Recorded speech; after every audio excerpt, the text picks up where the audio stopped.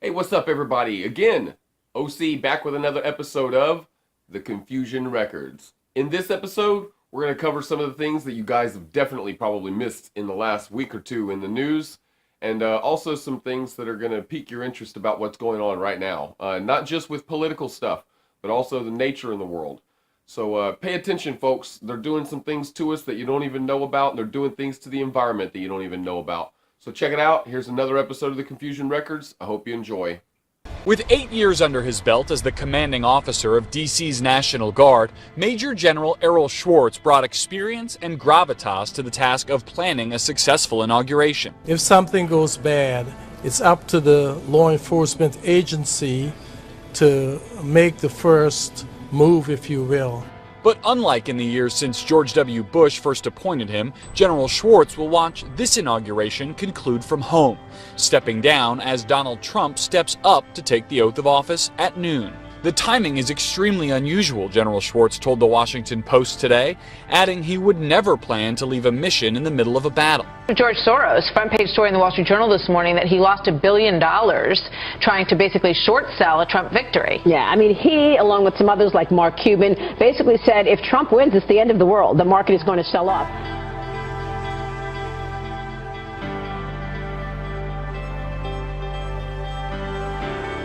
Billionaire George Soros' fund manages about $30 billion for Soros and his family, but the progressive-leaning Soros took nearly $1 billion in losses recently, thanks to the stock market rally spurred by Donald Trump's surprise presidential election.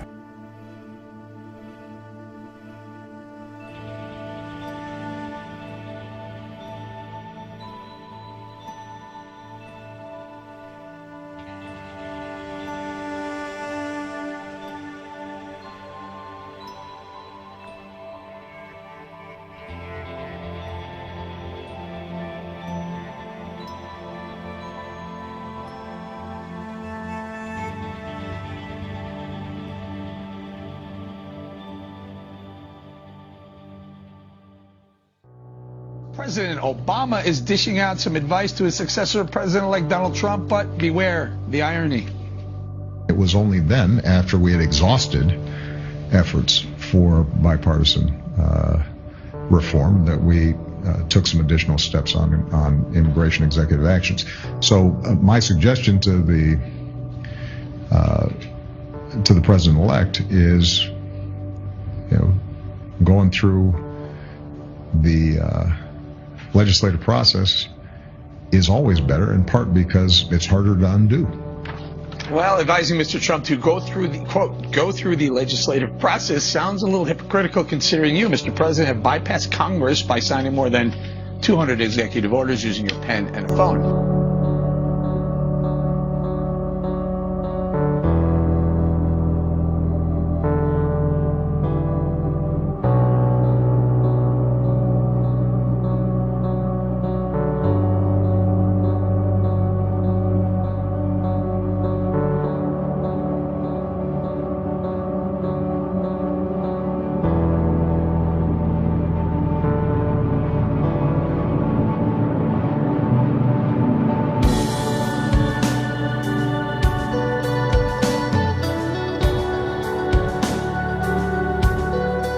Concerns over the Iranian nuclear deal just took another hike amid reports that in his very last days in office, United States President Barack Obama just green-lighted a massive shipment of natural uranium from Russia to Iran.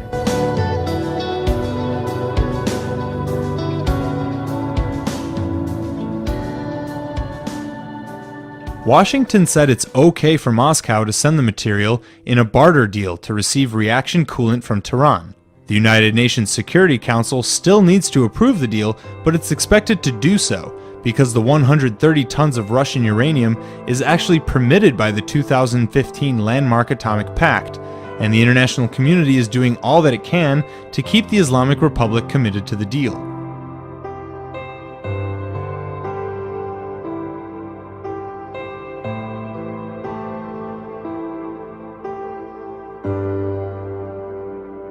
They see the transfer as yet another last-minute jab from the Obama administration at incoming President Donald Trump, who would have likely vetoed this deal.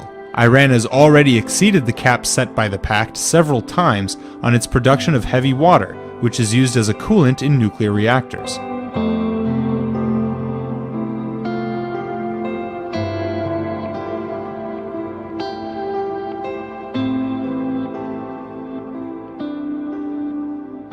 The ongoing production of heavy water is tantamount to Iran blackmailing the Obama administration, because if the violations were made public, Tehran would be accused of formal non-compliance, which could then endanger the fragile pact. Israel's government and others around the world have consistently denounced the nuclear pact as a complete failure. They charge that not only has Iran gotten away with refusing inspection of key sites, but it's also working to develop ballistic missiles. The U.S. Navy says the USS Mahan fired 3 warning shots toward Iranian ships Sunday in the Strait of Hormuz. 2 Navy officials say the Mahan tried to communicate with the ships on the radio, but there was no response. The Navy destroyer fired flares, and a U.S. helicopter dropped smoke before the Mahan fired those shots. Now, the Navy says the Iranian vessels were 900 yards away from the American vessel. Sends a message within our own country to our allies in Israel. It sends a message to the United Nations and the rest of the world. Being in support of Israel, which I believe is our nation's greatest ally, has long been something of bipartisan support. As we saw with this resolution passing with over 100 Democrats in support of it, it sends a strong message that what the Obama administration has done on its way out of the office at the UN Security Council is not one that does have the support of Americans.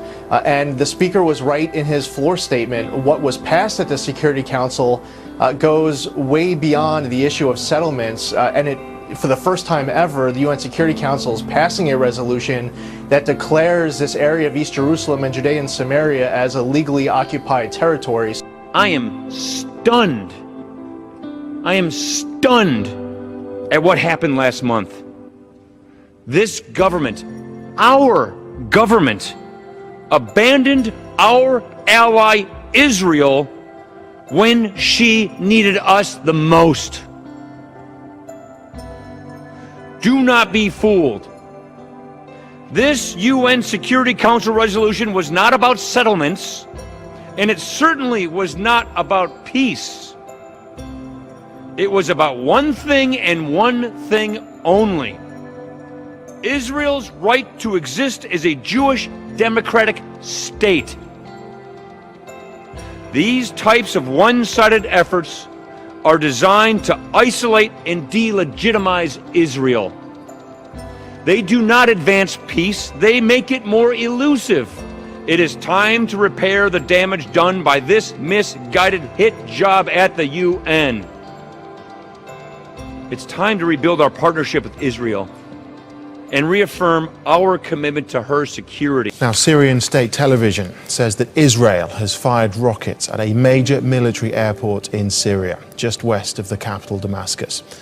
The army says several rockets were fired from northern Israel just after midnight. The airport in Syria is a major facility used by the elite Republican Guards. A Syrian army commander is warning Tel Aviv there will be repercussions. Has been focusing and keeping an eye on Hezbollah. It believes that Hezbollah has been strengthening during this conflict. It believes that Hezbollah has been using the conflict to amass more and more weapons. And so the focus of the reported and the suspected Israeli strikes appears to be this supply route, or Hezbollah's main supply route between Damascus and the Lebanese border. And so many of those suspected airstrikes have been targeting some of those supply routes, but also the military bases that it's believed that Hezbollah is gathering some of those weapons. And so, do you see a concern before January 20th that the Obama administration will try to go one more time to the UN Security Council? I think we're all concerned that this is an administration that is like a renter that is getting ready to vacate the apartment. But before he does, he breaks every window, pulls the plumbing out of the walls, and punches holes in the ceiling, just to leave it as big a mess as possible for the new tenant who's coming in. That's petulant. And it's also beneath the dignity of the office of the presidency, because presidents historically don't try to make major long-term policy shifts that will encumber future administrations. And how would you describe what you believe would be the relationship between the Trump administration and Israel?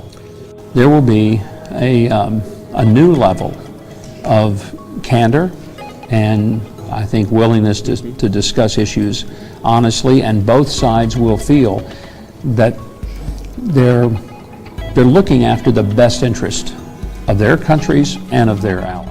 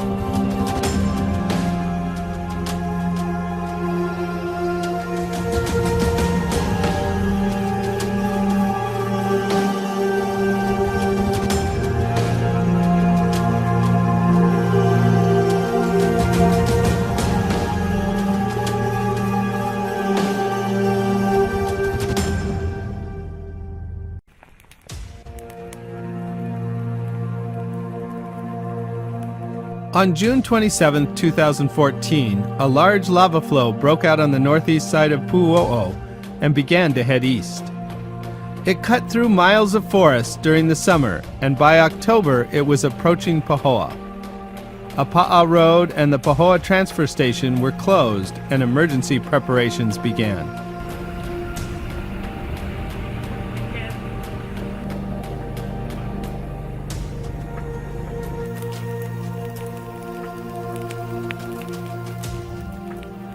With the lava burning through fields only a few hundred yards away, Helco workers hurried to protect power poles in its path. The poles were surrounded with insulation, cement blocks, and a big pile of cinder to keep the lava from burning the wooden poles.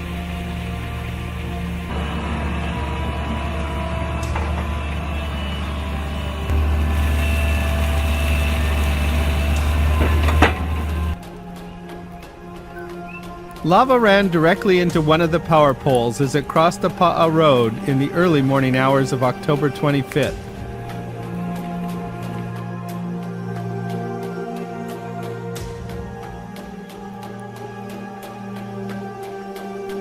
The power pole was completely surrounded, but survived the intense heat of the flow. The protection worked.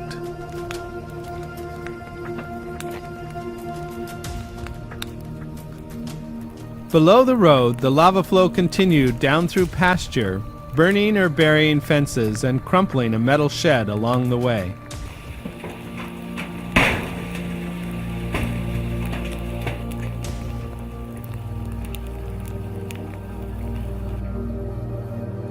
The flows entered the top of the Sugimoto's property on October 28th and burned through their macadamia nut orchard. Listen for the methane blasts. These happen when gas from burning roots ignites and explodes.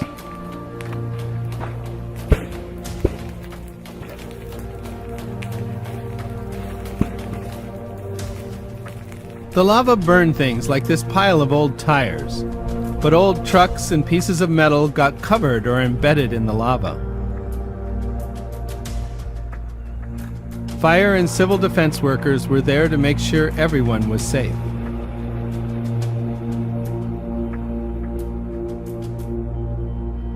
The lava flows start out only a few feet high, but over 3 days this lava inflated until it overflowed 5-foot-high dirt walls. This sped-up video shows how lava flows inflate like a balloon. The outside crust moves up as lava continues to fill the inside of the flow. Some flows can get pushed up to higher than the top of a school bus. The lower flows stopped before they reached the village road or any homes in Pahoa. But on November 10th, a new flow broke out near Apa'a Road and moved toward an empty house. One branch of the flow moved along the road and into the driveway, and another flowed right up to the edge of the garage building, but stopped just a few feet away.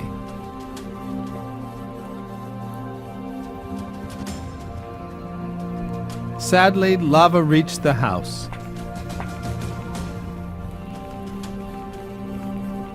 All that is left is the metal roof on top of the lava, though the garage is still standing.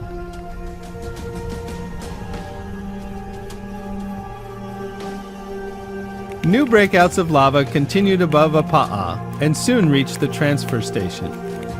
They first flowed around the dirt wall outside the fence and began to inflate. Then lava broke out, burned its way through the fence, and flowed down the walls. Lava headed straight toward them. Less than a mile away now, a slow-motion disaster they're watching out for. ABC's Clayton Sandell reporting in tonight. Tonight, a powerful volcano that helped create the big island of Hawaii is now threatening thousands of people who live here.